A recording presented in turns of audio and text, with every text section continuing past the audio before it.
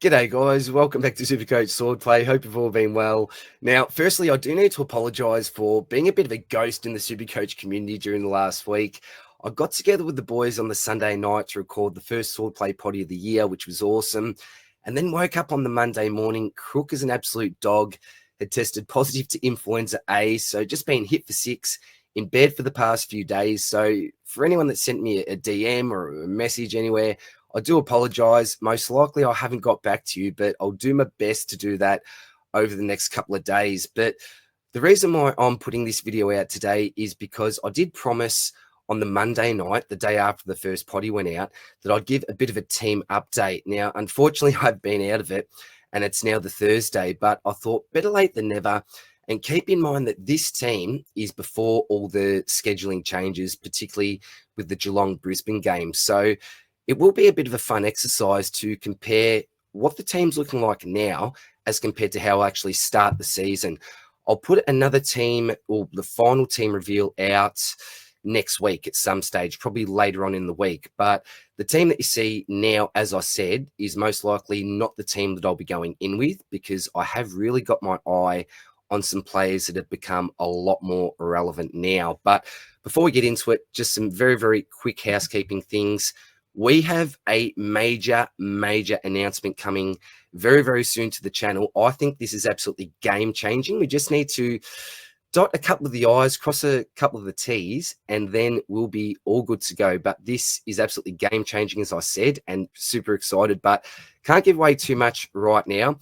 For anyone that has purchased the Swordplay Season Guide, please make sure that you do check out our updated pre-season notes section. This has all the great info that you need with all of the pre-season community pracky games. So keep in mind that this is a live document, consistently updated. If you haven't got yourself a copy yet, we've still got a week until the official launch of the Supercoach season, so plenty of time to get through it. Link will be in the description. We've got some leagues going on. So the Open League is 503052. That is free to enter. Will be some prizes there. We've got the 2025 Prison League. If you are interested in this, send me an email, supercoachwithdr@outlook.com. We have just got another big fish in the league, Pig Mentality. We'll be entering the Prison League for 2025. So great to have you on board, mate. And the more the merrier with this. If you want more details, send me an email or check out the video that I've already put out about this one. $50 open charity league for Headspace. Trying to raise some money for Headspace this year. Thank you to everyone that has already got involved with this. You can see the price structure there.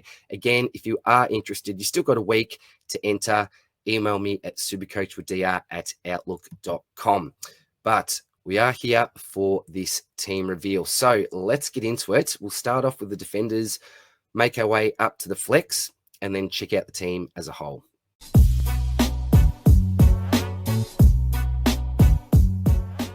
Righty, here is the current defensive unit. Now, am I happy to be spending this much down back? Absolutely not. I'm looking for a rookie savior, but the issue for me at the moment is that there's just no reliable on-field rookies that are putting their hand up. I've got Pryor there at the moment, along with Reed and Leak on the bench.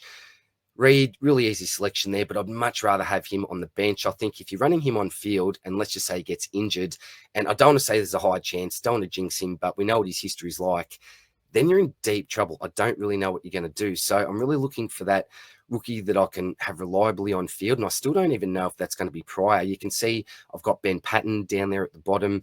And the players that you do see at the bottom are blokes that are on my watch list, but I can't currently fit in the side. Things may change. I will see what happens there. But we'll quickly go through the players. So we've got Sheasel, Zorko, and Clark as the three real premiums up the top there. Then you've got Short and Perriman as those classic mid-prices. Pryor, Reed, and Leak, as I said. At the moment, I'm looking for three genuine keepers, and I feel that Sheasel, Zorko, and Clark are certainly that. Sheasel, I don't think even needs any discussion. An absolute lock. He's a young gun, and I think he's going to be a really dangerous anti-pod if you don't go with him. Zorko has been in my side for probably the last 3 to 4 weeks now. That early fixture and that DVP is just so juicy that you really can't look past it. Roscoe's really big on his DVP. He's locked in Zorko as well.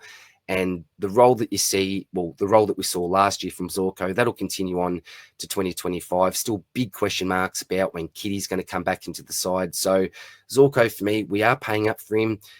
He is getting older, but we thought the same thing last year and arguably had close to a career best season. So Zorks is an absolute lock for me for now. Jordan Clark, really, really like his buy, only shares that with St Kilda. And what we saw in the last Community Series game was a fantastic role and a lot of upside for him to be able to go from that 105 average last year, even close to 110. Damo came on the channel for the Freo team preview, mentioned that he could even be pushing up to stoppages this year. Could even get a few CBAs from time to time, but really like the role from Jordan Clark. And at this stage, not absolutely locked, but pretty confident I'll be going with him at the end of the day. Jaden Shaw, are we all going to get trapped? Am I going to get trapped here? Oh, I don't know, but there was so much to like, wasn't it? There's been talk now that they're even going to look to get into more of a chip type style down back, and that just suits Jaden Short down to the ground to an absolute T. Played with a lot of freedom the other night. And let's be honest, are there going to be too many teams that are going to lock down on any Richmond players? Probably not, in my opinion. He'll take kickouts and they'll have a lot of scores, high scores against. So at this stage, I'm going to be running short. I just think that the value is there. And worst case scenario, it can be an early correction trade. Don't love it, but he's there for now. And Perryman, the other mid-pricer, really like his role. Now, I'm not expecting, 100-plus average here, but love the way he tackles. I think that's a really nice floor for him to build up from. That defensively minded CBA mid for Collingwood. Not the most exciting type pick. You could say a little bit vanilla, but I think it'll be a really nice stopgap for us just for now until we have the chance to upgrade him to one of these Uber premiums. Pryor I've already talked about, not too confident. And then Reed and Leake. So you can see the players down the bottom that are in contention. You've got Matty Roberts, Holmes, Nazaya, Lockie Whitfield, Logue as that potential stopgap just to try to not spend so much down back and invest a little bit more elsewhere in the field. And then Benny Patton's that other bloke. So I'd be happy to have Patton down there. I think it'll be more of that lockdown type, not expecting a huge average from him. But if he can just get a game, I'll be pretty much happy with that, but we'll just have to wait and see there. So that is the current defensive line. And someone like a Roberts could really come into contention now, that real quarterback style role. It was all about that fixture, sharing that bye with Geelong and Brisbane. Now that that's not the case, same as someone like a Holmes, yeah, who knows what could happen now. Nazaya is just such a talented bloke. Still slight question marks about what happens when Jack Sinclair comes back. Whitfield, it's just absolute quality. So, yeah, not locked in. Could be changes to made. And what I really want is just a defensive rookie savior so I can potentially run two, but not quite willing to do that at the moment. Midfielders. Now, one thing that is glaringly obvious is there's no real reliable week-to-week captaincy options here.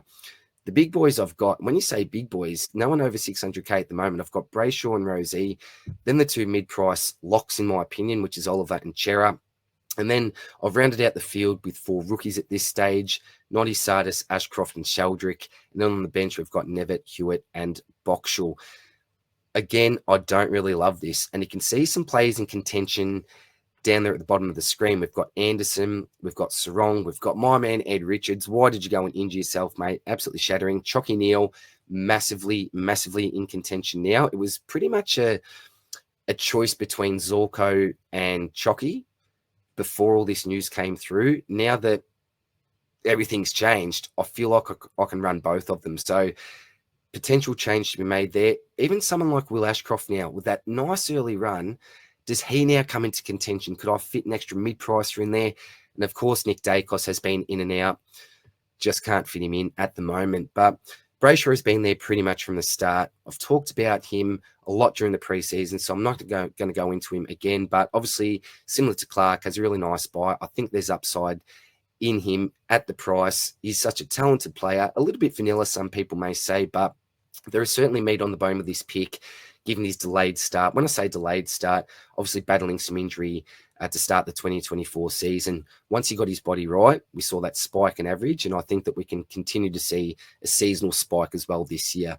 Absolutely locked. I won't say absolutely, but pretty close. I really like the thought of having or starting an Uber Freo mid. Rosie. Now, I must admit, before the Community Series game, he was on the watch list, but nowhere near as hot on him. We know that Butters has gone down now. We know that they've got a decent DVP to start off the season. And looking at that upside, comparing him to someone like a Jack Steele, the two captains of their clubs. And hey, I know it's only a preseason game, but Rosie just looked on so hungry. We know that he's never really been that uber elite, not for prolonged seasons anyway, but could this be the year? Possibly. He's good value for money, but I would rather have someone like a Lockie Neal there. And he's someone that could make way for Neal. We'll see what happens there, but Rosie, there's a fair bit to like at the moment. Oliver and Chera, as I said, are both locks for me. I'm not going to talk too much about them, but with Chera, well, Oliver, just lock him in. He's looking fantastic. He's an absolute pig of a fantasy player.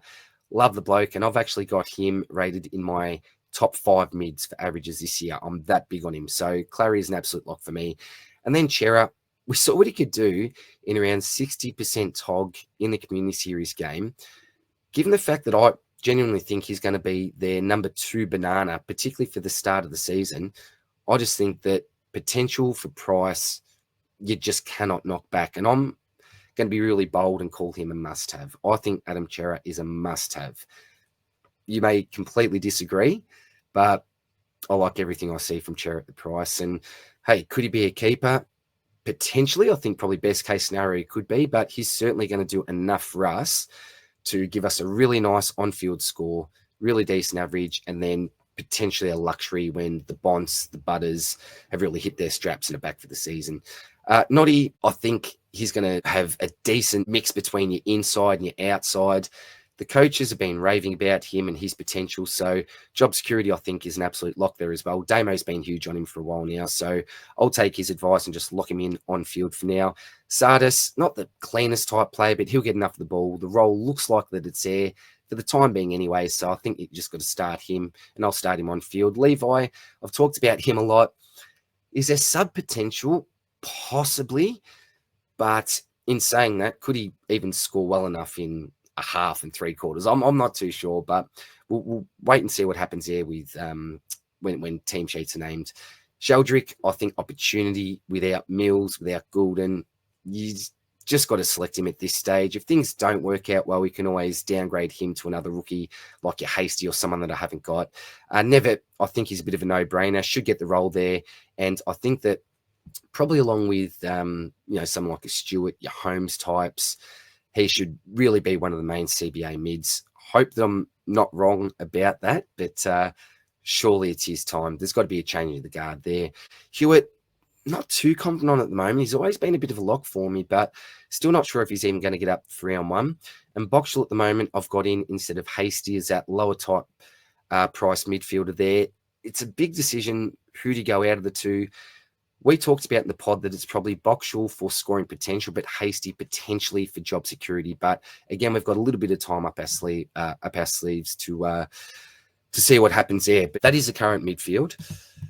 I am struggling. Sorry, guys. I'm going to try to get through this as quick as possible now. And I know that I'm rambling, not giving you much in-depth info here, but the main team reveal will be out next week. That's a big one that you want to see. Rucks, Sherry, and DeConning. Now, I don't think this is really going to change. Tristan is absolutely locked in and has been all season. That's not going to change, and he's going to be one of my VC and captain options week upon week.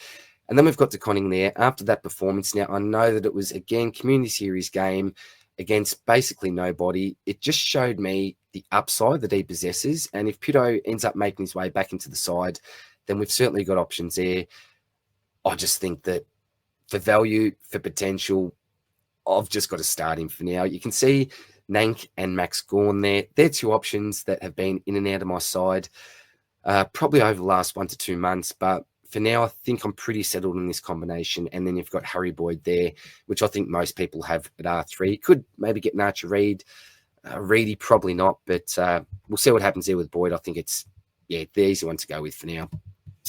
Then into the forward line. So Horn, Francis, McRae, Baz for now, Daniel, Garcia, Davidson. Then we've got Kako and Stone holding the pine at the moment. Now, Horn Francis, I think, should be an absolute lock. I did talk earlier on the season. This could be someone I would look to fade, but with Butters out now, I just don't think that you can do it. I think he could dominate this season, and so he's an absolute lock for me.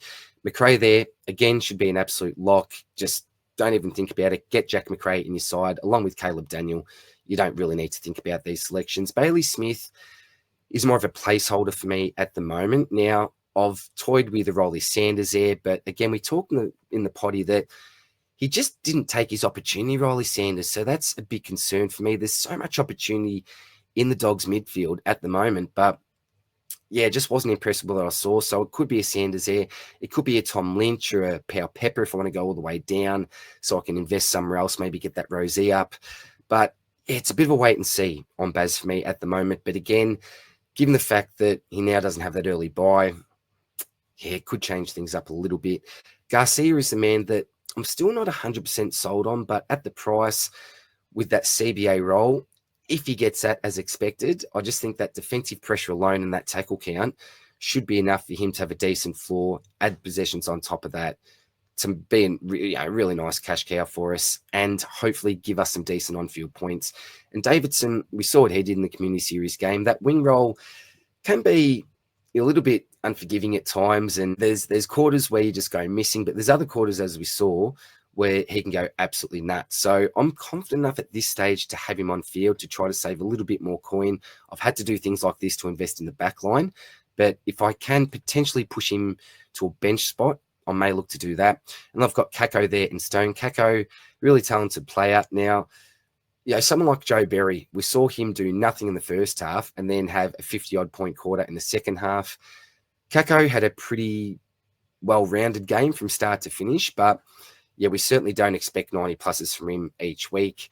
I'm not absolutely locked on him, but I think job security probably pushes me towards starting him than not. But we'll see what happens there. If someone else puts a hand up, happy to do that. And then the flex position at this stage is Matty Flynn. So he's come back now. It looks like he's the number one ruck at the Eagles and put up a really nice performance against Sherry, 90 points. So I don't think you can go past that at the moment. Again, I am tempted to maybe chuck a Nevitt in the flex, get a cheaper midfielder, and then invest some money elsewhere. But I think that he'll average enough to do the job for us. And let's just say if things don't work out with DeConning and Flynn is looking good, then you could always swap him into the ruck line and move on to Conning for somebody else. But it's Flynn for now, but not absolutely locked in. So that is the side as things currently sit. I know this was a little bit different because I haven't gone through some potential changes that I'm looking to make. I'm going to save that for the last team reveal, but we've got Sheasel, Zorko, Clark, Short, Perryman, and Pryor with Reed and Leake on the bench. Brayshaw, Rosie, Oliver, Chera, O'Driscoll, Sardis, Ashcroft, Sheldrick with Nevitt, Hewitt, and Boxall. We've got Sherry and TDK along with Harry Boyd there at R3. Horn Francis, McRae, Smith, Daniel, Garcia, Davidson, Kako, and Stone. And then to round out the team, we have Matty Flynn at flex. So let me know what you think, guys. Let me know what changes you think I'll be making before the start of the season. Thank you to anyone that has signed up as a member or even as a subscriber in the last month or two. We are close to 6,500 subscribers on YouTube now. So it's extremely humbling. We're going to have a heap of content coming up in the next week. All the boys will be giving their team reveals. Janath, Spills, and Roscoe. I'll be doing another one as well just before the start of the official Supercoach season. So stay tuned for that. I'm going to leave it now, guys, because I'm absolutely struggling at this stage. I'm going to go back to bed, but I will do my best to get back to all the DMs, everything else in the next day or two. But apart from that, guys, much love. Thanks for watching. Hope you're well. We'll see you soon in the next one. Cheers. Bye.